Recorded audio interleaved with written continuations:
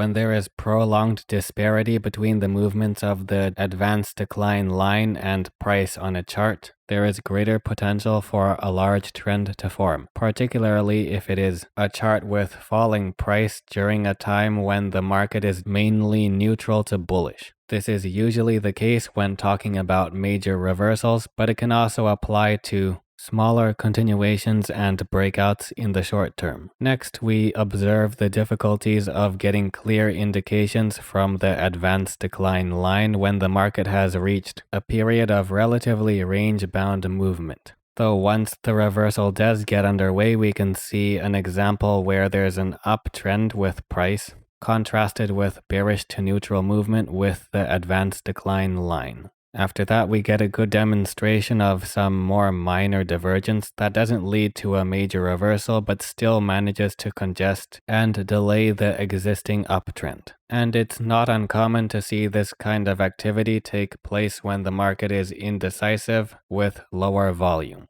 When there is indecision but with higher volatility and volume, it's possible to see divergence with the second swing point of a developing trend. In this case, there's a weak attempt to get back on the previous uptrend trajectory as price begins to fall sharply. For this and the majority of stocks in the market as displayed by the indicator, which was flat and indecisive during that short period, before sentiment for this and the majority of stocks in the stock market began to get back on the new trajectory of the developing bearish reversal.